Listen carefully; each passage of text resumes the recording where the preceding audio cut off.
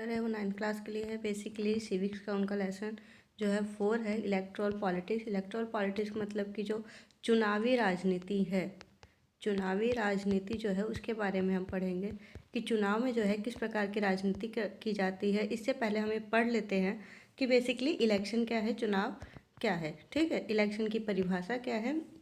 तो उसका सिंपल सा है कि peoples requires a mechanism. Basically लोगों को जो है एक ऐसे सिस्टम की ज़रूरत होती है जहाँ पे वो अपने रिप्रेजेंटेटिव, अपने प्रतिनिधि को चुन सके एक रेगुलर, एक नियमित अंतराल पे, इंटरवल्स पे। ठीक है, एक कुछ समय बाद जो है वो अपने प्रतिनिधियों को चुन सके और जब उनकी मर्जी हो तब वो उसे चेंज भी कर सके, उसे बदल भी सके। तो ये जो प्रोसेस है ये क्या कहलाता है? ये इलेक्शन कहलाता है, चुनाव कहलाता है। क्लियर? अब चुनाव के जरिए हम किनको चुनते हैं? बेसिकली चुनाव के जरिए जो है हम उन लोगों को चुनते हैं जो हमारे लिए कानून बनाते हैं।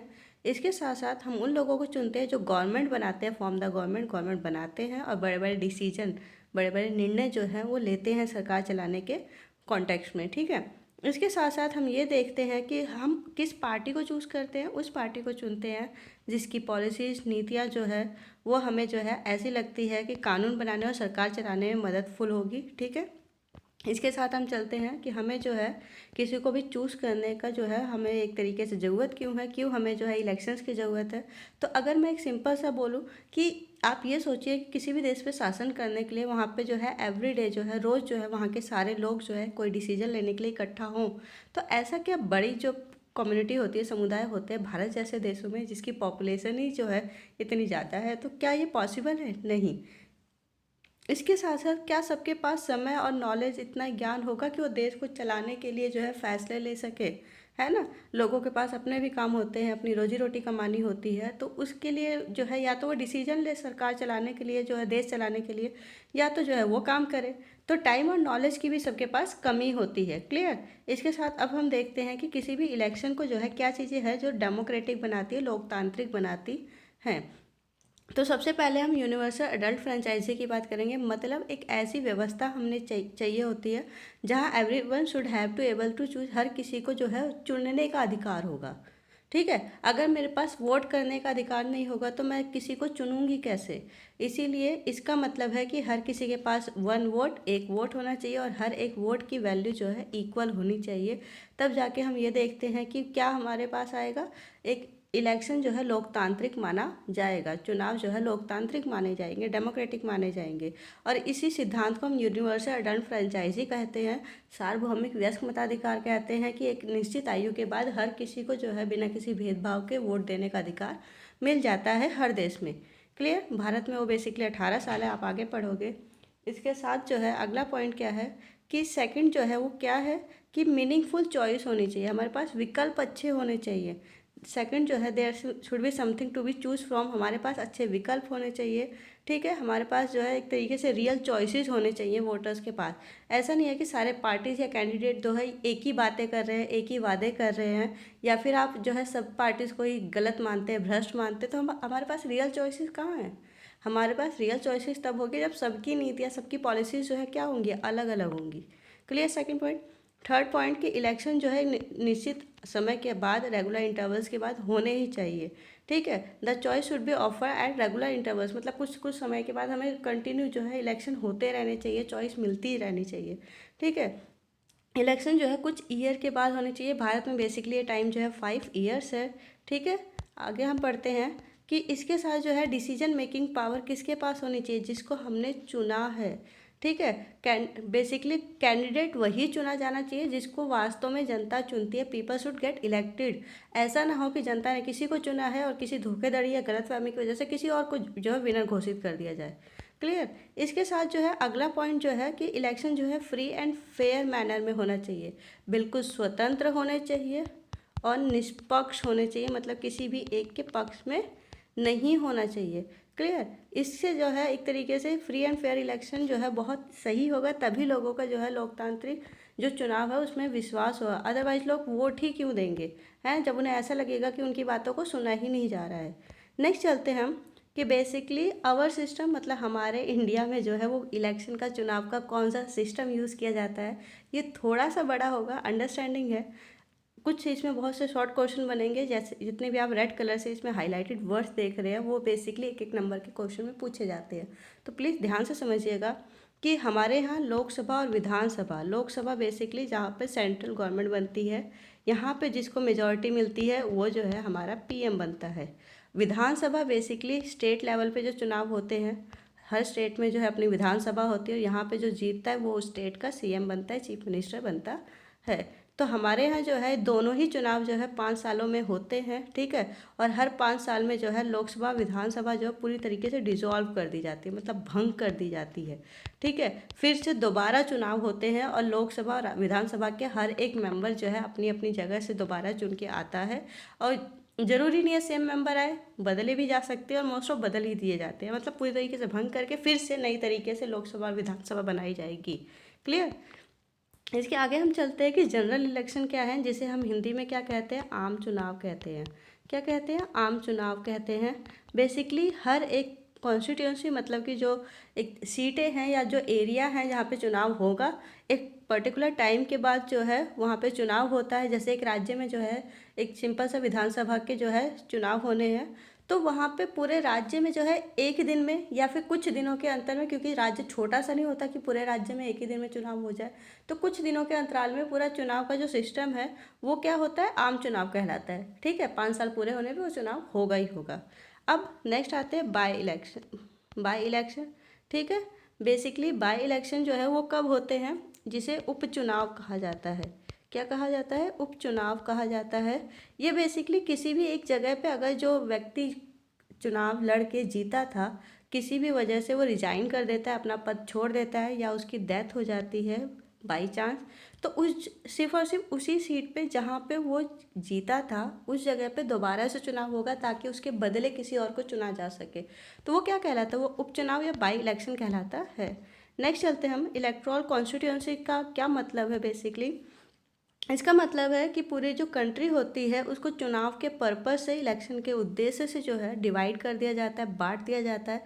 तो उस छोटे छोटे एरियाज़ को क्या कहा जाता है, इलेक्टोरल कॉन्स्टिट्यूंसी कहा जाता है, निर्वाचन क्षेत्र कहा जाता है। क्या कहा जाता है, निर्वाचन क्षेत्र कहा जाता है।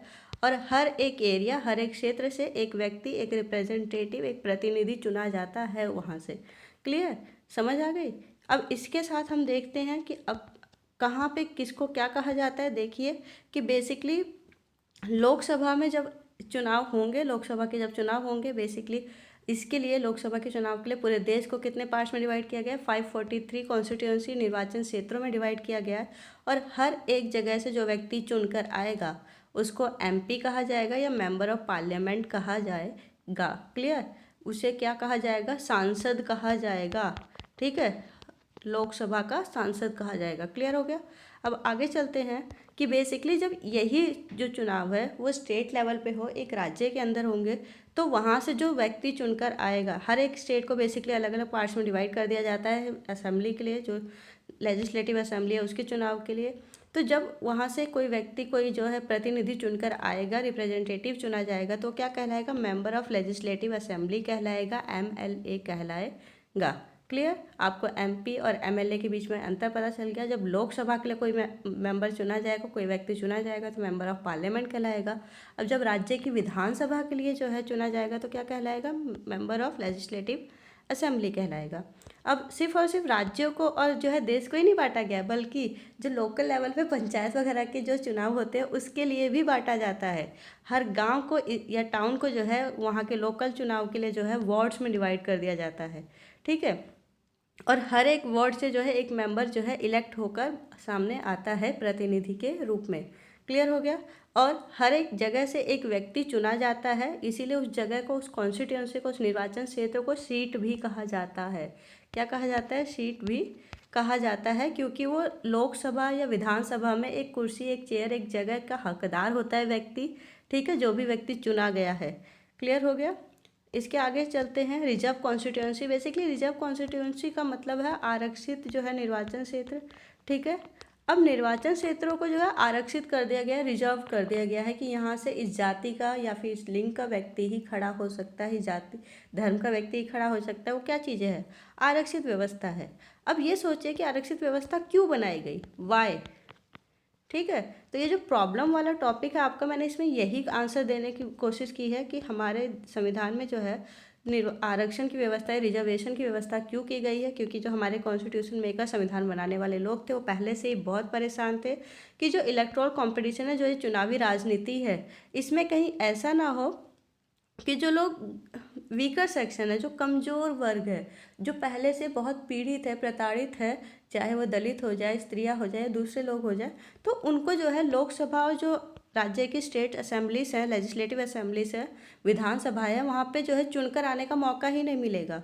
उनके पास एक तो रिसोर्सेज कम है, एजुकेशन नहीं है, ठीक है। और जो पावरफुल लोग हैं, जो बहुत ज़्यादा रिसोर्सफुल है, जिनके पास संपत्ति ज़्यादा है, वो उसका दुरुपयोग करके जो है जीत जाएंगे बार बार इलेक्शन। और इससे क्या होगा, लोकसभा और राज्य की विधानसभा में जो पिछड़ा वर्ग है, उसकी बातों को कहने के लिए, उसके विचारों को कहने के लिए, उसकी भलाई के जो है कानून बनाने के लिए कोई होगा ही नहीं। तो ऐसे सिचुएशन ना आए, इसीलिए उन्होंने क्या सॉल्यूशन निकाला, आरक्षण। सॉल्यूशन में क्या है कि आरक्षण की उन्होंने व्यवस्था कर दी। और आरक्षण की व्यवस्था किसके किसके लिए की गई है, एससी के लिए, जिसे शेड्यूल कास्ट हम कहते हैं, ठीक है, जो पिछड़ा वर्ग है, बेसिकली दलित समुदाय इसमें ज़्यादातर आ जाता है। अब एसटी के लिए जो आदिवासी समुदाय हमारा, जिसे हम शेड्यूल ट्राइब भी कहते हैं। शेड्यूल कास्ट को हिंदी में जो है अनुसूचित जाति कहा जाता है, और शेड्यूल ट्राइब्स के लिए अनुसूचित जनजाति वर्ड यूज़ किया जाता है, ठीक है। इसके साथ हम चलते हैं कि सिर्फ और सिर्फ इनके लिए ही नहीं, बल्कि जो ओबीसी वगैरह का जो है, जिसे अदर बैकवर्ड क्लास भी कहा जाता है, उनके लिए भी सीटें आरक्षित है। आरक्षित होने का मतलब क्या है, अब मैं आपको ये बताती हूँ कि अगर कोई भी सीट जो है किसी ऐसी कैंडिडेट के लिए रिजर्व है, तो सिर्फ और सिर्फ उसी कैंडिडेट के जो व्यक्ति होगा, वो उस सीट पे जो है चुनाव लड़ सकता है। वोटिंग करने वाला उस एरिया के जितने भी सदस्य हैं, जिस भी जाति समुदाय के, सब जो है वोट करेंगे। लेकिन जो चुनाव लड़ने वाला व्यक्ति है, वो सिर्फ और सिर्फ एससी कैटेगरी का होगा, अगर एससी कैटेगरी के लिए वो जगह रिजर्व है। और सेम इसी तरीके से अगर कोई जगह एसटी कैटेगरी के व्यक्ति के लिए रिजर्व है, तो सिर्फ और सिर्फ वहाँ पे इलेक्शन में खड़ा होने का अधिकार किसको होगा, एसटी कैटेगरी के व्यक्ति को ही होगा।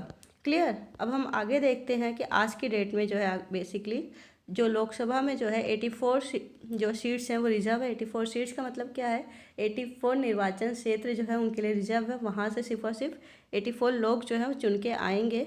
इसके साथ जो शेड्यूल ट्राइब्स के लिए जो है 47 सीट्स रिजर्व है। और ये रिजर्वेशन किसके आधार पे होता है, उनकी पॉपुलेशन के आधार पे होता है, किस जगह पे जो है उस पॉपुलेशन के रहने वाले लोग जो है ज़्यादा हैं। क्लियर। इसके आगे हम चलते हैं कि और एक और नियम बनाया गया है कि सरकार इनके साथ कुछ इस रूल को ख़त्म ना कर सके, इसीलिए उन्होंने कहा है कि एससी और एसटी को जो रिजर्वेशन दिया जाता है, वो किसी दूसरे सोशल ग्रुप को, किसी दूसरे सामाजिक समूह को नहीं दिया जा सकता है। ये रिजर्वेशन इन्हीं का रहेगा। क्लियर। और रिजर्वेशन सिर्फ इन्हें ही नहीं मिला, बल्कि पंचायत लेवल पे जो रूरल, जो एक गाँव वगैरह के चुनाव होते हैं, या फिर जो है म्यूनसिपल कॉरपोरेशन के जो है एमसीडी चुनाव जिसे कहा जाता है, अगर वो होते हैं, शहरों में एमसीडी होती है, हम सबको ही पता है, तो वहाँ पे जो है एससी और एसटी के लिए भी रिजर्वेशन है, और ओबीसी अदर बैकवर्ड क्लास, जिसे अन्य पिछड़ा वर्ग भी कहा जाता है, मतलब एससी और एसटी के लिए अगर कोई समुदाय जो पिछड़ा हुआ है, उसको यहाँ पे जो है रिजर्वेशन दिया जाता है। और सिर्फ इतना ही नहीं, एक जो सबसे बड़ा कदम उठाया गया, जो आपको अच्छे से रिमाइंड रखना है, कि पंचायतों की जितनी भी सीट है उसका 1/3 हिस्सा वुमेन महिलाओं के लिए आरक्षित है। क्लियर हो गया। इसके साथ हम नेक्स्ट चलते हैं, वोटर लिस्ट क्या है। वोटर लिस्ट के जो है सेकंड पॉइंट है हमारा, जो लोकतांत्रिक इलेक्शन होते हैं वहाँ पे जो जो व्यक्ति एलिजिबल, योग्य होते हैं एक तरीके से वोट देने के, उनका नाम जो है एक लिस्ट में होता है, इलेक्टोरल रोल जिसे कहा जाता है। और इसी लिस्ट को जो है क्या कहा जाता है, वोटर लिस्ट कहा जाता है, कि वोट देने के योग्य ये सब हो गए हैं। इसके आगे हम चलते हैं कि बेसिकली इंडिया में जो है ये एज 18 ईयर्स है। और ये बात याद रखिएगा कि 18 ईयर्स और उसके अबव के हर एक व्यक्ति, चाहे वो किसी धर्म का हो, किसी जाति का हो, किसी समुदाय का हो, किसी लिंग का हो, कोई भी व्यक्ति जो है अगर वो 18 ईयर्स का है और भारत का नागरिक है, तो उसे वोट देने का अधिकार है, और उससे उसे कोई वंचित नहीं कर सकता, बशर्ते कुछ स्पेशल क्रिमिनल्स जो पर्सनालिटीज़ होती हैं, या जो बहुत एक तरीके से जो होते हैं ना, मंद बुद्धि होते हैं, जो बिल्कुल जो पागल वाली सिचुएशन में आ जाते हैं, जो अपना भला बुरा नहीं सोच पाते, ऐसी जो रेयर सिचुएशन होती है, ऐसी ही सिचुएशन में जो है लोगों से उनके वोट देने का अधिकार छीना जाता है। अदरवाइज़ उनसे वोट देने का अधिकार किसी भी आधार पर नहीं छीना जा सकता है। क्लियर हो गया। इसके साथ आगे हम चलते हैं कि ये बात याद रखिएगा कि वोटर लिस्ट कौन बनाता है, गवर्नमेंट बनाती है, बेसिकली चुनाव आयोग बनाती है, इलेक्शन कमीशन जो है उसको तैयार करती है, उसी के जो है मेंबर्स होते हैं, काम करने वाले लोग होते हैं। और ये जो है हर टाइम टू टाइम जो है अप टू डेट करनी पड़ती है। क्यों? क्योंकि इसमें नए जो लोग होते हैं जो 18 साल के योग्य हो जाते हैं उनके नाम ऐड करने पड़ते हैं। जो किसी दूसरी जगह पे चले गए, मतलब कि अगर यूपी के चुनाव हो रहे हैं, कोई व्यक्ति वहाँ से जो मूव ऑन होके दिल्ली आ गया है, तो सीधी सी बात है उसका नाम हटाना पड़ेगा वहाँ से और दिल्ली की वोटर लिस्ट पे ऐड करना पड़ेगा। तो इसीलिए जो मूव ऑन हो गए दूसरी जगह पे चले गए हैं या वो लोग जो मर चुके हैं उनका नाम वहाँ से हटाना पड़ता है। ठीक है, इसीलिए जो है हम ये देखते हैं कि टाइम टू टाइम पूरा कंप्लीट रिवीजन कराना पड़ता है, अप टू डेट जो है वोटर लिस्ट को रहना करवाना पड़ता है गवर्नमेंट को। और इसके लिए जो है वोट देने के लिए उन्होंने जो है क्या एक प्रूफ बनाया है जिसे इलेक्शन फ़ोटो आइडेंटिटी कार्ड कहा जाता है, जिसे हम वोटर आईडी कार्ड भी कहते हैं। ठीक है, वो इंट्रोड्यूस कराया गया है। और गवर्नमेंट जो है हर वो व्यक्ति जो वोटर जिसमें वोटर लिस्ट में जिसका नाम होता है उसको ये जो है प्रूफ जो है अलॉट करती है, ताकि जब वो वोट देने जाए तो वो जो है उस कार्ड का यूज कर सके। क्लियर। इसके साथ हम देखते हैं कि नॉमिनेशन, अभी तो हमने ये देख लिया कि जो कौन कौन वोट दे सकता है। अब हम ये देखते हैं कि कौन कौन खड़ा हो सकता है चुनाव में। जैसे नॉर्मल सा रूल था कि 18 साल के बाद सब लोग जो है वोट दे सकते हैं, स्पेसिफाई क्रिमिनल या फिर कुछ मेंटल प्रॉब्लम उसको ना हो। ठीक है, स्पेसिफिक बहुत रेयर केसेस थे जब उसको वोटिंग का राइट उससे छीना जाएगा। ठीक उसी तरीके से एज जो है कैंडिडेट की क्या होगी, 25 साल। 25 साल के बाद जितने भी व्यक्ति हैं वो जो है चुनाव लड़ सकते हैं। सिर्फ रिस्ट्रिक्शन कुछ खास क्रिमिनल केसेस के में ही वो जो है, ये जो बहुत एक्सट्रीम केसेस होते हैं जिसमें बहुत संगीन जुर्म लगा होता है, उसमें ही उससे जो है ये अधिकार छीना जाता है। अब देखिए कि जो पॉलिटिकल पार्टीज होती है, जो राजनीतिक पार्टीज होती हैं, दल होते हैं, वो जो है हर एरिया से जो है अपने कुछ कैंडिडेट खड़ा करते हैं। ठीक है, कुछ जो है चुनाव लड़ने वालों को खड़ा करते हैं। और एक जगह से जो है पार्टी जो है इस नॉमिनेशन को क्या कहती है, टिकट कहती है, पार्टी टिकट कहती है।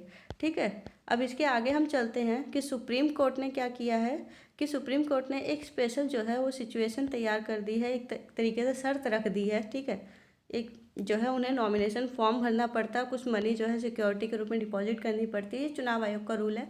लेकिन सुप्रीम कोर्ट ने भी कुछ जो है एक इंट्रोड्यूस किया है एफिडेविट सिस्टम, कि एक एफिडेविट जो चुनाव लड़ने वाला है वो जमा करेगा और उस एफिडेविट में जो है उस पेपर में क्या क्या लिखा होगा।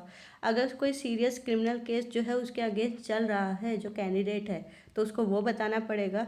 इसके साथ साथ उसकी एसेट्स और लायबिलिटी, मतलब जो उसकी संपत्ति है, जितनी भी जो है उसने दूसरों को जो है कर्ज दे रखा है, ये सारी चीज़ें अपनी फैमिली की और अपनी बतानी पड़ती है। और उसकी एजुकेशन क्वालिफिकेशन कितनी है कैंडिडेट की, वो बतानी पड़ती है, मतलब कितना पढ़ा लिखा है। और ये सारी इन्फॉर्मेशन जो है पब्लिक कर दी जाती है, ताकि हर किसी को पता चल सके कि वो जिस कैंडिडेट को वोट दे रहे हैं वो कितना सही है कितना गलत है। ये इन्फॉर्मेशन जनता को मिलनी चाहिए। क्लियर। अब नेक्स्ट चलते हैं इलेक्शन कैंपेन पे। इलेक्शन कैंपेन नॉर्मली क्या होता है, बेसिकली एक कैंपेन, एक मुहिम चलाई जाती है। ठीक है, चुनाव का प्रचार प्रसार किया जाता है। हम भी जो है प्रचार वर्ड से जो है बहुत एक तरीके से अवगत हैं, है ना। तो हमें ये पता है कि चुनाव में जो है बहुत ज़्यादा क्या किया जाता है, लोग जो है अपने अपने रिप्रेजेंटेटिव जो है गवर्नमेंट की पॉलिसीज़ वगैरह सब बताते हैं। उसमें जो है सबके सामने डिस्कशन की जाती है, डिबेट्स की जाती है। और पार्टीज़ के जो लोग होते हैं वो अपनी जो पॉलिसीज़ है वो जनता तक के सामने रखते हैं, ताकि जनता जो है उनकी पार्टी को चुने। और ये सारी चीज़ें कहाँ होती है, इलेक्शन कैंपेन में होती है। आप बहुत ज़्यादा जो है पोस्टर वगैरह देखते होंगे, जो है रैलियाँ निकाली जाती है, रथ यात्राएं निकाली जाती है, न्यूज़ में बहुत सारी एडवर्टाइजमेंट होती है। अब किसका असर होता है, ये प्रचार का असर ही होता है। और ये जो है बेसिकली अगर मैं ऑफिशियल रूप से बोलूँ तो जो है लगभग 2 वीक पहले ही जो है इलेक्शन जब अनाउंस होता है तो उससे 2-3 वीक पहले ही जो है ये शुरू हो जाता है। लेकिन अगर मैं नॉर्मली बात करूँ तो ये एक 1-1.5 साल पहले से ही शुरू हो जाता है जनता के बीच में जो है चुनाव का जो है प्रचार प्रसार करना। और ये नॉर्मल है और इतना ही आपको याद नहीं रख से, बस इलेक्शन कैंपेन याद रखना है क्या होता है। बेसिकली लीडर्स जो है क्या करते हैं, मीटिंग्स करते हैं, सपोर्टर्स को जो है इकट्ठा करते हैं और इसमें जो है न्यूज़पेपर टेलीविज़न में जो है पूरी जो है डिबेट्स वगैरह स्टोरीज जो है दिखाई जाती हैं। ये कुछ स्पेशल नारे हैं, ये बात याद रखिएगा कि पार्टी जो है फेमस कैसे होती है, लोग उसकी तरफ अट्रैक्ट कैसे होंगे। बेसिकली पार्टीज अपने अपने स्लोगन बनाती है, नारे बनाती है, जिसकी वजह से उस समय जो सबसे एक कहते हैं ना कि ज्वलंत मुद्दा होता है, जो सबसे हाईलाइटेड मुद्दा होता है, उससे रिलेटेड वो नारे बनाती है और वादे करती है, और जिसकी वजह से जनता उसकी तरफ हो जाती है। ये कुछ मैंने एग्जाम्पल्स लिखे हैं, इसमें से कुछ खास क्वेश्चन बनता नहीं है, इसीलिए सिर्फ ये आपके अंडरस्टैंडिंग के लिए है कि 1971 में इंदिरा गांधी ने लोकसभा इलेक्शन में जो है गरीबी हटाओ या रिमूव पॉवर्टी का नारा दिया था, जो बहुत फेमस हुआ था और ये जीत भी गए थे। इसके अलावा अगर मैं बात करूँ, 1977 में जो है जयप्रकाश नारायण ने जो है एक और जो है स्लोगन दिया था, जिसे सेव डेमोक्रेसी लोकतंत्र बचाओ का दिया था। क्यों? क्योंकि इससे करेक्ट पहले जो है इंदिरा गांधी जो है प्रधानमंत्री थी और उन्होंने इमरजेंसी लगा दी थी, मतलब बहुत सारे अधिकारों को छीन लिया था, अभिव्यक्ति का अधिकार छीन लिया था, चारों तरफ पुलिस थी। इमरजेंसी का टाइम अगर आप लोग थोड़ा सा सर्च करोगे तो आपको मिल जाएगा, जहाँ पे सरकार की ही चलेगी, जनता के सारे अधिकारों को ख़त्म कर दिया जाता है, जो मौलिक अधिकार भी है हमारे। ठीक है, तो उस सिचुएशन में जयप्रकाश नारायण ने जो है सेव डेमोक्रेसी लोकतंत्र बचाओ नारा दिया था। ठीक है, लेफ्ट फ्रंट ने जो है एक स्लोगन जो है यूज़ किया था 1977 में, land to the tiller in the West Bengal के जो असेंबली चुनाव हुए थे, सिर्फ मतलब पश्चिम बंगाल के जो लोकल या स्टेट चुनाव जिसे कहते हैं, वहाँ पे उन्होंने कहा था कि ज़मीन जोतने वालों की जो ज़मीन पे कार्य कर रहा है उसको दे दी जानी चाहिए, ऐसा कुछ। और एनटी रामा राव ने जो है क्या उन्होंने कहा था कि तेलुगु की जो सेल्फ रिस्पेक्ट है, जो उनका आत्मसम्मान है, उसको बचाने का जो नारा दिया था, और ये तेलुगु देशम पार्टी से थे जिन्होंने आंध्र प्रदेश के चुनाव में 1983 में ये नारा दिया था। और इसमें कुछ खास याद करने वाला नहीं है, मैं फिर से कह रही हूँ, ये सिर्फ आपके अंडरस्टैंडिंग के लिए है। अब ये है जो आपको रिमाइंड रखना है, जो आपको याद रखना है कि बेसिकली पार्टीज जो है, कैंडिडेट जो चुनाव लड़ रहा है, वो क्या क्या चीज़ें नहीं कर सकता है। वो ब्राइब नहीं दे सकता, रिश्वत नहीं दे सकता है, वोटर्स को पैसे देकर ये नहीं बोल सकता कि तुम मुझे वोट दो। ठीक है, थ्रेटन नहीं कर सकता, वो वोटर्स को डरा धमका नहीं सकता कि तुम मुझे वोट नहीं दोगे तो मैं कुछ गलत या बॉम्ब ब्लास्ट वगैरह जैसी कोई या धमकी देना, मारपीट वगैरह कुछ भी जो है थ्रेटन नहीं कर सकता, धमकी नहीं दे सकता। इसके साथ साथ जो कैंडिडेट है वो कास्ट और रिलीजियस, जाति और धर्म के नाम पे वोट नहीं मांग सकता है। ठीक है, कि मैं तुम्हारे कास्ट का हूँ, मैं तुम्हारे धर्म का हूँ तो तुम मुझे वोट दो, ये वाला सिस्टम वो नहीं कर सकते हैं। इसके साथ साथ जो कैंडिडेट है वो गवर्नमेंट रिसोर्सेज नहीं यूज़ कर सकता है, मतलब सरकारी जो दफ्तर है या फिर सरकारी जगह पे जाके वो कैंपेन नहीं कर सकता है, या फिर अगर मैं बात करूँ सरकारी गाड़ियों वगैरह का इस्तेमाल नहीं कर सकता है। ठीक है, सरकार की जो रिसोर्सेज है उसको इलेक्शन कैंपेन में, अपने चुनाव प्रचार में वो यूज़ नहीं कर सकते हैं। और यहाँ तक कि कौन से चुनाव में कितना लगभग प्रचार प्रसार में खर्च किया जा सकता है, ये भी पहले से ही लगभग तय कर दिया गया है कि लोकसभा में जो है 25 लाख तक जो है खर्च किया जा सकता है, और जो किसी स्टेट असेंबली के चुनाव होते हैं उसमें 10 लाख तक जो है प्रचार प्रसार के लिए खर्च किया जा सकता है। और इसके साथ साथ ये बात याद रखिएगा कि अगर ऐसा नहीं होता और अगर ऐसा कोई पक्का सबूत मिल जाता है किसी को कि इनमें से किसी भी कानून का उल्लंघन किया गया है, तो आप जो है सुप्रीम कोर्ट में जा सकते हैं, और कोर्ट क्या कर सकता है, रिजेक्शन कर सकता है। मतलब चुनाव हो चुके हैं, चुनाव में जो है कोई डिक्लेयर जो है व्यक्ति हो गया है, विन हो गया है, जीत गया है, तो भी उसकी जो जीत है वो भी रद्द कर दी जाएगी, कोर्ट द्वारा रिजेक्ट कर दी जाएगी, और उस जगह पे दोबारा चुनाव कराए जाएंगे। ठीक है, और हमारे देश में जो है पॉलिटिकल पार्टीज ने एक चीज़ को जो है एक्सेप्ट किया है, वो है model of code of conduct. Code of conduct basically क्या है, कैंपेन के लिए ये होता है, ये बेसिकली एक छोटा सा यहाँ पे पढ़ लीजिए, a set of norms and guidelines, मतलब जो नियम कायदे कानून जो है बनाए गए हैं कि पॉलिटिकल पार्टी और जो चुनाव लड़ रहे हैं वो किन किन रूल्स को फॉलो करेंगे प्रचार इलेक्शन के टाइम पे या प्रचार प्रसार करते समय। तो उस जो सेट ऑफ बुक है रूल्स की, उसको क्या कहा जाता है, कोड ऑफ कंडक्ट कहा जाता है। क्लियर। इसके साथ हम देखते हैं कि इन चीज़ों में क्या होता है कि वो जो है किसी भी वर्शिप मतलब ऐसी जगह जहाँ पे पूजा पाठ की जाती है, उस जगह को जो है अपने एक तरीके से प्रचार प्रसार के लिए, अपने प्रोपागेंडा के लिए यूज़ नहीं कर सकते हैं। इसके साथ साथ गवर्नमेंट की व्हीकल्स, एयरक्राफ्ट, ऑफिशियल जो जगह होती है वहाँ पे इलेक्शन का प्रचार प्रसार नहीं कर सकते हैं। इसके अलावा वंस इलेक्शन आर अनाउंस्ड, अगर एक बार चुनाव अनाउंस हो गया है, मतलब कि एक बार जो है चुनाव आयोग ने अनाउंस कर दिया कि इस दिन चुनाव होंगे, तो मिनिस्टर जो है किसी भी बड़ी जो है प्रोजेक्ट को स्टार्ट नहीं कर सकता, किसी भी बड़ी पॉलिसी को, बड़ी नीति को जो है लोगों के प्रॉमिस नहीं कर सकता कि वो लेकर आएंगे, या उसका शिलान्यास, उसकी शुरुआत नहीं कर सकता है। अगर वो शुरुआत करेगा तो क्या होगा, जनता को लगेगा कि अगर ये जो है प्रधानमंत्री या मिनिस्टर के पद पर रहेगा तो ये आगे जाके इस काम को अपने पूरा करेगा। तो इसीलिए इस चीज़ को ख़त्म कर दिया गया है, रूल ही बना दिया गया है कि कोई भी नया काम शुरू नहीं कर सकते इलेक्शन अनाउंस होने के बाद। नेक्स्ट चलते हैं, polling and counting votes. Basically vote कैसे दिए जाते हैं, ये वाला प्रोसेस इसमें आपके लिए आ जाएगा। मैंने जो है प्रोसेस ऑफ वोटिंग ही इसमें लिखा है और ये आपके अंडरस्टैंडिंग के लिए है। प्लीज़ इसमें रट्टाफिकेशन कुछ नहीं है, सिर्फ आपके समझने के लिए है, क्योंकि इस पर अगर बनेगा भी तो शॉर्ट क्वेश्चन बनेगा जो आपकी अंडरस्टैंडिंग बेस पे ही आंसर आ जाएगा आपको। तो इसमें सबसे पहले क्लियर करते हैं कि हर एक पर्सन जो है जिसका भी नाम वोटर लिस्ट में होता है वो अपने पास की जो पोलिंग बूथ है, पोलिंग बूथ कौन सी जगह होती है जहाँ पे हम जाके वोट देते हैं, वहाँ पे जाके जो है, और ये बेसिकली लोकल हमारे स्कूल होते हैं, कोई गवर्नमेंट ऑफिस ही होता है, जो लोकल जो गवर्नमेंट स्कूल्स होते हैं वहाँ पे भी होता है, कोई अलग से जगह नहीं होती है। वहीं पे जाके हम चुनाव में जो है एक तरीके से वोट देते हैं, और वोट देते समय क्या, वोटर जो है अंदर जाता है, जो इलेक्शन का ऑफिसर होता है वो उसकी आइडेंटिफाई, मतलब कि उसका आईडी प्रूफ देखता है, ठीक है, वोटर आईडी कार्ड देखता है, और उसकी फिंगर पे एक जो है नीले रंग का जो है मार्क लगाता है, बेसिकली एक स्याही लगाता है, और allowed to cast her vote, और उसको जो है जाकर अपना वोट देने की परमिशन देता है। और हर एक पार्टी का एक कैंडिडेट जो, हर एक कैंडिडेट का जो, हर एक पार्टी का जो एक एजेंट जो होता है वो हर पोलिंग बूथ पे होता है, ताकि वो इंश्योर कर सके, वो इस चीज़ को जो है बिल्कुल, वो कहते हैं ना कि समझ सके कि हाँ वहाँ पे जो है वोटिंग में कोई गलत काम नहीं हो रहा है, कोई धांधली नहीं हो रही है, कोई जो है एक तरीके से गुंडागर्दी नहीं हो रही है। क्लियर। इसके साथ साथ पहले क्या होता था कि पहले जो वोट देने जाता था वो जो है बैलेट पेपर के जरिए होता था, एक पेपर होता था, और जितने ही जो है एक तरीके से चुनाव लड़ रहे हैं, जैसे कि भाजपा लड़ रही है तो भाजपा का जो है चुनाव चिन्ह होता था, ठीक है, नाम होता था उसका, चुनाव चिन्ह साइड में होता था, कमल के पत्ते। मेरी ड्राइंग बहुत ख़राब है। इसके साथ अगर कांग्रेस लड़ रही है तो कांग्रेस का नाम होगा, और इसके साथ जो है उसके हाथ का जो सिंबल है वो होगा, ठीक है। तो बेसिकली जब वो चुनाव देने जाते थे तो इस पेपर, ऐसा पेपर उन्हें मिलता था प्रॉपर, और जिस पे भी उन्हें चुनाव जिसको देना है उसके ऊपर एक स्याही का थप्पा लगाते थे, ठीक है, स्टैंप लगाते थे, जैसे इसको देना है तो यहाँ पे स्टैंप लगा दी, और इसको फोल्ड करके जो है एक बॉक्स में जो है डाल दिया जाता था, ठीक है।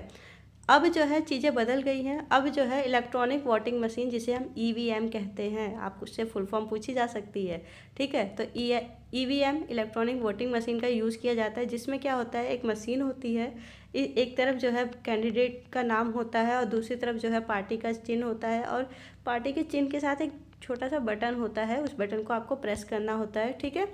तो मशीन में जो है रिकॉर्ड हो जाता है। Clear. The machine shows the names of candidate, candidate का नाम शो करती है और पार्टी सिंबल शो करती है, और एक जो है छोटा सा बटन होता है जिसे प्रेस करना होता है। और इंडिपेंडेंट कैंडिडेट मतलब जो स्वतंत्र उम्मीदवार होता है, जो किसी पार्टी से नहीं होता है, उसको भी इलेक्शन कमीशन, जो चुनाव आयोग है, वो एक सिंबल अलॉट कर देता है कि आप इस सिंबल का यूज़ कर सकते हैं।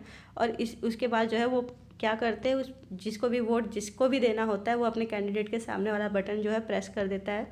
और इसके बाद जब हो जाता है तो ईवीएम को क्या किया जाता है, सील कर दिया जाता है, और उसके बाद सिक्योर प्लेस पे उसे ले जाया जाता है, जहाँ पर वो सिर्फ और सिर्फ उस दिन खोला जाता है जिस दिन वोटों की काउंटिंग होनी होती है। और जब काउंटिंग होती है तो हर कैंडिडेट का जो एजेंट होता है वहाँ पे कोई ना कोई उसका व्यक्ति जो है जो विश्वसनीय होता है वो वहाँ पर होता है, और जिसको भी सबसे ज़्यादा नंबर ऑफ़ वोट्स मिलते हैं उसको जो है इलेक्टेड, मतलब कि जो विजेता है वो घोषित कर दिया जाता है। सिंपल सी चीज़ है। नेक्स्ट चलते हैं हम, ये चीज़ जो है थोड़ी सी जो है इम्पॉर्टेंट होगी कि हमारे जो इंडिया के जो इलेक्शंस है उसको डेमोक्रेटिक बनाने वाली जो है फैक्टर्स कौन से हैं। सबसे पहला है कि inclusion of false name. Basically अगर हम ये कहें कि जो गलत नाम है उसको इंक्लूड कर देना तो वो चीज़ है। इसके साथ साथ हम जो है जेन्युइन नेम्स को जो हटा देते हैं। इसके साथ जो गवर्नमेंट की फैसिलिटीज़ है उसको मिसयूज़ करना ऑफिशियल जो रूलिंग पार्टी है उसके द्वारा, ठीक है, जो ऑलरेडी सत्ता में है उसको द्वारा क्या करते हैं, गवर्नमेंट की फैसिलिटी को जो है मिसयूज़ करते हैं। इसके साथ जो जिसके पास पैसे ज़्यादा है वो पार्टीज़ को जो है ज़्यादा पैसे यूज़ कर सकता है अपने। क्लियर। इसके साथ वोटर्स को जो है वो डराना धमकाना, उनको ख़रीदना, ये सारी चीज़ें इसमें आ जाती हैं। इसके बाद हम देखते हैं कि हमारे यहाँ क्या है, इंडिपेंडेंट इलेक्शन कमीशन है, स्वतंत्र चुनाव आयोग है। मतलब चुनाव आयोग जो है किसी के ऊपर भी डिपेंडेंट नहीं है, किसी के कंट्रोल में काम नहीं करता है। हमारे यहाँ जो है इलेक्शन कमीशन जिसे ईसी कहा जाता है वो इंडिपेंडेंट है, स्वतंत्र है, शक्तिशाली है, पावरफुल है और बिल्कुल किसकी तरह, हमारी जुडिशरी, हमारी न्यायपालिका की तरह। ठीक है। भारत का जो चीफ इलेक्शन कमीशन है, मतलब कि जो इलेक्शन कमीशन में जो है कई मेंबर्स होते हैं, जो उनका हेड है, बिल्कुल लीडर है, वो किसके द्वारा अपॉइंट किया जाता है? वो प्रेसिडेंट के द्वारा अपॉइंट किया जाता है। और एक बार वो अपॉइंट हो जाए तो उसको वो जो है प्रेसिडेंट के लिए भी आंसरेबल नहीं होता है। ठीक है, उससे जो है प्रेसिडेंट भी जवाब नहीं मांग सकता है। और उसको जो है नियुक्त करने के बाद वो किसी पार्टी को पसंद हो, गवर्नमेंट को पसंद हो, ना पसंद हो, कोई फ़र्क नहीं पड़ता है, पर उसको हटाना लगभग इम्पॉसिबल होता है। मतलब बहुत मुश्किल प्रोसेस है जो कंप्लीट आज तक तो नहीं हो पाई भारत में। नेक्स्ट चलते हैं कि इलेक्शन कमीशन का जो बेसिकली कार्य है वो क्या है। सबसे पहला इलेक्शन कमीशन का कार्य क्या होता है कि every expect the conduct and control the election. Basically election को कंडक्ट करना, उसको इलेक्शन को चुनाव कराना, उसको कंट्रोल करना, अनाउंसमेंट कराना कि चुनाव कब होगा, कहाँ पर होगा, कैसे होगा, ये सारा प्रोसेस जो है कौन देखता है? इलेक्शन कमीशन देखता है। और कोड ऑफ कंडक्ट मैंने ऊपर ही बताया था कि चुनाव जो है प्रचार प्रसार करने का जो रूल्स एंड रेगुलेशन लिखे हुए हैं उसे क्या कहा जाता है? Code of conduct. इसको जो है लागू करने की जिम्मेदारी भी इलेक्शन कमीशन की है, और जो इसको तोड़ता है उसको पनिश करना भी जो है इसी का काम है, उसको सज़ा देना भी इन्हीं का काम है। ठीक है। और ये बात याद रखिएगा कि इस बात का भी वो ख्याल रखते हैं कि इलेक्शन के दौरान जो है, एक सेकेंड, इलेक्शन के दौरान जो है गवर्नमेंट की जो गाइडलाइंस उन्होंने जो तैयार की है उसे जो है गवर्नमेंट की पावर को जो है कोई मिसयूज़ ना करे। ठीक है, सिर्फ और सिर्फ गवर्नमेंट ऑफिसर्स को जो है यूज़ ना करे। और जितने भी एक तरीके से उस समय गवर्नमेंट ऑफिसर्स होते हैं वो जो है किसके कंट्रोल में चले जाते हैं? वो इलेक्शन कमीशन के कंट्रोल में चले जाते हैं। अगर मैं बात करूँ यूपी में इलेक्शन होगा तो यूपी गवर्नमेंट की जो स्टेट गवर्नमेंट के जितने भी एम्प्लॉय होंगे वो भी जो है इलेक्शन कमीशन के ही लिए काम करेंगे, और सेंट्रल गवर्नमेंट के भी एम्प्लॉय। क्लियर। इसके साथ साथ उनके ट्रांसफ़र वगैरह उस समय कोई नहीं कर सकता है, ना स्टेट गवर्नमेंट ना सेंट्रल गवर्नमेंट। और when the election duty government officers work under the control, यही मैंने बताया कि इलेक्शन कमीशन के अंदर जो है वो काम करते हैं, वो डायरेक्ट इसको आंसरेबल होते हैं, इलेक्शन कमीशन को होते हैं। और जब जो है एक तरीके से उन्हें ऐसा लगता है कि किसी भी जो है पोलिंग बूथ पे क्या हुआ है, कुछ गलत एक्टिविटी हुई है, तो वो पूरे जो कॉन्स्टिट्यूशन निर्वाचन क्षेत्र है उस जगह का जो है जो चुनाव है उसे रद्द करा सकते हैं और रिपोल मतलब दोबारा चुनाव करा सकते हैं। ये पूरा उन पे डिपेंड करता है, और जो सरकार है या जो पार्टीज़ है उनको उनकी बात माननी पड़ती है, ओबे करना पड़ता है। अब नेक्स्ट चलते हैं हम पॉपुलर पार्टिसिपेशन। बेसिकली हमें ये पता है कि भारत एक ऐसा देश है जहाँ पे ज़्यादातर लोग जो है इलेक्शन में, चुनाव में जो भागीदार होते हैं, चाहे वो चुनाव लड़ने के लिए भागीदार हो, चाहे उसमें प्रचार प्रसार के लिए भागीदार हो, चाहे जो है वोटिंग के लिए भागीदार हो, लेकिन पार्ट जरूर लेते हैं, पार्टिसिपेशन जरूर करते हैं हमारे यहाँ।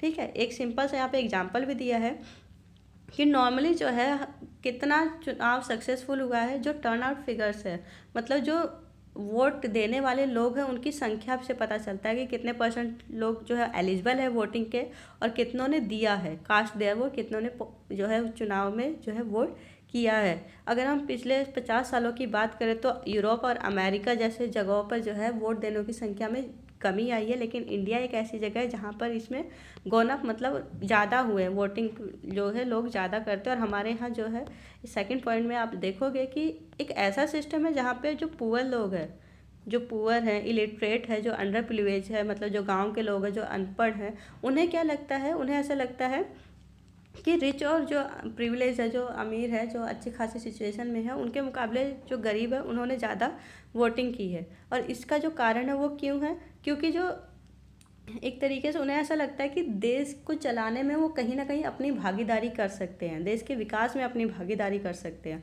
लेकिन अमेरिका जैसे देशों में जो है ये चीज़ें हम नहीं देख पाते हैं। ठीक है, आगे हम चलते हैं कि भारत एक ऐसा देश है जहाँ पे जो कॉमन पीपल इन इंडिया है वो ज़्यादा एक तरीके से इसमें जो है इलेक्शन में इंपॉर्टेंट रोल अदा करता है। उसमें जो है जाता है, हिस्सेदार होता है, पॉलिटिकल पार्टीज़ की पॉलिसीज़ और प्रोग्राम जो है उसके फेवर में है या नहीं है, वो इस चीज़ को जो है बहुत ज़्यादा मैटर करता है।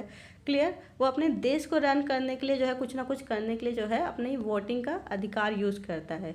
इसीलिए हम देखते हैं कि हमारे यहाँ जो है ओवर टू ओवर मतलब कि साल दर साल हमारे यहाँ जो वोटिंग देने के जो लोग हैं, जो जनसंख्या है वो बढ़ रही है।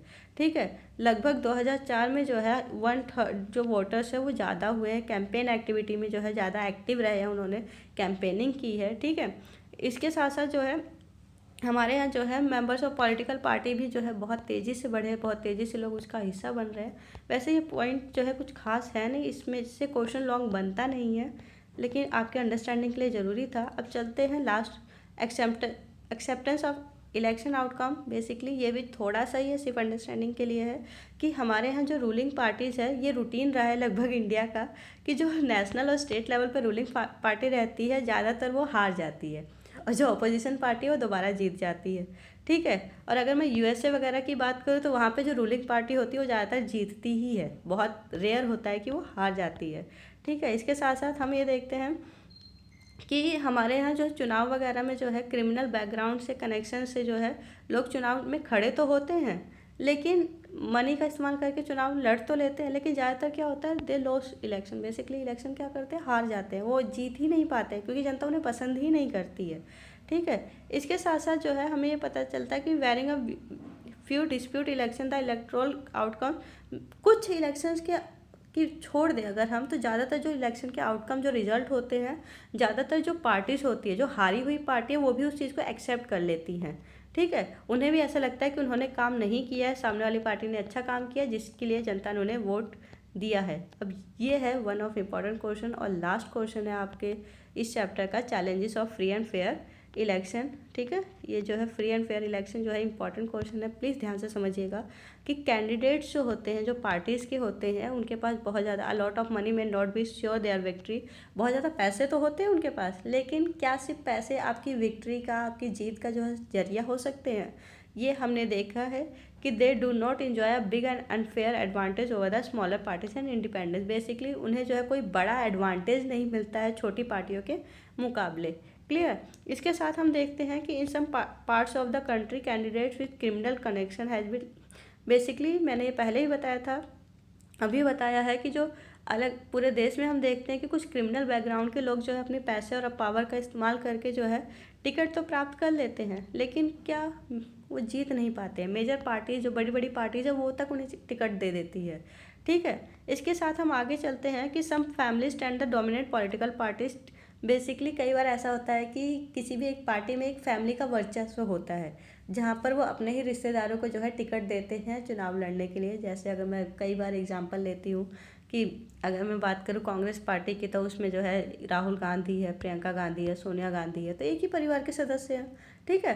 तो ऐसी सिचुएशन में जो कैपेबल है, क्या वो जो है हमारे सामने आ पाते हैं? नहीं आ पाते हैं, जो इस चीज़ के योग्य हैं। इसके साथ साथ हम देखते हैं कि वेरी ऑफ्टन इलेक्शन वर लिटल चॉइस, हमारे पास बहुत कम चॉइस होती है, आम जनता के पास चॉइस बहुत कम होती है, क्योंकि जो बड़ी बड़ी पार्टीज़ होती है उनके जो पॉलिसीज़ होती हैं वो लगभग सिमिलर होती है, एक जैसे वादे ही सारे कर रहे होते हैं, सारे कह रहे होते हैं हम भ्रष्टाचार हटाएंगे, काला धन हटाएंगे। तो क्या हमारे पास चॉइसेस अच्छी हैं? दोनों पार्टी सेम बातें कहेंगे तो हम जो है चूज़ करने में थोड़े से कन्फ्यूज़ होंगे, है ना। अब कुछ अलग अलग पॉलिसीज़ लेकर आए तो हमें भी इंटरेस्ट आए उस चीज़ों में। नेक्स्ट चलते हैं हम कि जो स्मॉलर पार्टीज है, जो छोटी पार्टीज होती है, जो इंडिपेंडेंट कैंडिडेट होता है, जो किसी पार्टी से नहीं होता है, अकेला वो लड़ रहा होता है चुनाव, वो जो है ज़्यादा सफ़र करते हैं, उन्हें ज़्यादा दिक्कतों का सामना करना पड़ता है, क्योंकि बिगर पार्टी जो है अपने जो है ऊँचे ओहदे का, अपने पैसों का जो है, अपने नाम का बहुत ज़्यादा फ़ायदा उठाती है। अगर मैं इस चैप्टर की बात करूँ तो जो आपको जो इम्पोर्टेंट चीज़ें याद रखनी है वो है, एक सेकेंड, वो है आपका फ्री एंड फेयर इलेक्शन का जो है एक टॉपिक, जो है स्वतंत्र और निष्पक्ष चुनाव का टॉपिक अच्छे से याद रखना है, आपको समझ में आ गई बाकी चीज़ें। इसके साथ हम आगे चलते हैं कि और क्या चीज़ें आपको याद रखनी है। इलेक्शन कमीशन के work one of the important topic है। ठीक है। Function of election commission. इसके बाद जो है आपको जो है चीज़ें याद रखनी है, ईवीएम की फुल फॉर्म अच्छे से याद रखिएगा। प्रोसेस तो आपको समझ आ गया होगा, कोड ऑफ कंडक्ट भी आपको समझ में आ गया होगा। कोड ऑफ कंडक्ट बेसिकली जो एक तरीके से ऐसे रूल्स और रेगुलेशंस है जो चुनाव के लिए जो है बनाए गए हैं कि आपका प्रचार प्रसार करते समय जो है क्या यूज़ कर सकते हैं